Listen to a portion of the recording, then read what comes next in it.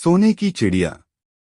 राजकुमार ने ठीक वैसा ही किया जैसा लोमड़ी ने उससे कहा था। जब सोने के घोड़े वाले राजा ने खुश होकर उसे इनाम में सोने का घोड़ा दिया तो राजकुमार उस पर सवार हो गया और उससे विदा लेने लगा। अंत में वह राजकुमारी को उठाकर घोड़े को तेजी से दौड़ाता हुआ किले से बहुत दूर निकल आया।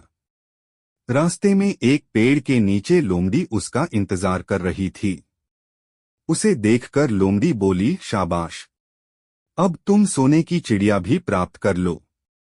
जब तुम सोने की चिड़िया वाले राजा के पास पहुंचोगे तो वह इस घोड़े को देखकर बहुत खुश होगा। तुम उससे कहना कि पहले सोने की चिड़िया का पिंजरा मेरे हाथ में दे दो, तब मैं यह घोड़ा तुमको दूंगा। जब वह पिंजरा तुम्हारे पास लाए तो तुम पिंजरा उसके हाथ से छीन लेना और घोड़े को दौड़ा देना। बस ऐसे चिड़िया तुमको मिल जाएगी और कोई तुम्हें पकड़ भी नहीं सकेगा। इस बार भी राजकुमार ने ठीक वैसा ही किया। वह राजकुमारी के साथ ही घोड़े पर बैठा रहा और जब राजा ने उसके हाथ में सोने की चिड़िया का पिंजरा दिया तो उसने देखते देखते एड़ मार दी और सोने का घोड़ा हवा से बातें करने लगा। कुछ दूर चलने पर लोमड़ी उसे मिली। राजकुमार ने उससे कहा, तुमने मेरी बड़ी मदद की है। तुम्हारी वजह से मुझे न सिर्फ सोने की चिड़िया मिली बल्कि सोने का घोड़ा और इतनी सुंदर राजकुमारी भी मिल गई। बताओ मैं तुमको क्या इनाम दूं? मैं तुमको कुछ न कुछ जरूर देना चाहता हूँ, लोमड़ी ने कहा। अगर तुम खुश हो तो मेरा एक काम कर दो। तुम एक तीर चलाकर मुझे मार दो। इस समय तुम यही सबसे बड़ा काम मेरे लिए कर सकते हो। राजकुमार ने कहा, भला यह कैसे हो सकता है? तुमने मेरी इतनी मदद की और मैं बदले में तुम्हें मार दूं?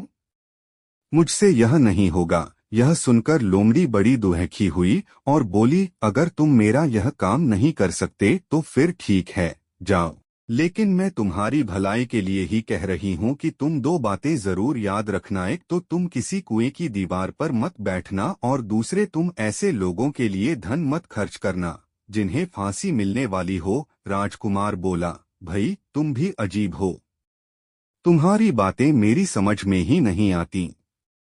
भला मैं कभी कुएं की दीवार पर क्यों बैठूंगा और ऐसे आदमियों पर धन क्यों खर्च करूंगा जिनको फांसी दी जाने वाली हो। लेकिन लोमड़ी ने उसकी बात का कोई जवाब नहीं दिया और अलविदा कहकर वहां से चली गई।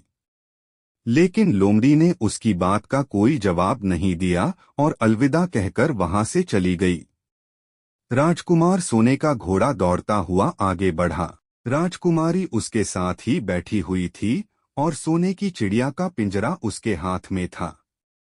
कुछ ही देर में राजकुमार उस छोटे गांव में जा पहुंचा जिसमें वे दोनों सराएं थीं। गांव के लोग और खास तौर से बच्चे उसको देखने के लिए बाहर निकल आए। सोने के घोड़े पर इतने सुंदर राजकुमार के साथ बैठी एक राजकुमारी को देखकर सभी लोग चकित थे। इतने में राजकुमार ने देखा कि गांव के बगीचे में एक जगह बहुत से लोग जमा हैं और कुछ शोर हो रहा है। राजकुमार के पूछने पर लोगों ने बताया कि वहां दो आदमियों को फांसी देने की तैयारी हो रही है। राजकुमार उधर ही चल पड़ा। वहां पहुंचने पर उसने पहचान लिया कि जिन आदमियों को फांसी दी जाने वाली थी वे और कोई नहीं बल्कि उसके ही भाई थे। वे लोग तब से उसी सजीस जाई सराय में रह रहे थे और तरह तरह के बुरे काम करते थे। वे जुआ भी खेलते थे और जुए में बहुत सा धन हार चुके थे। उन्होंने लोगों से बहुत सा रुपया भी उधार लिया था।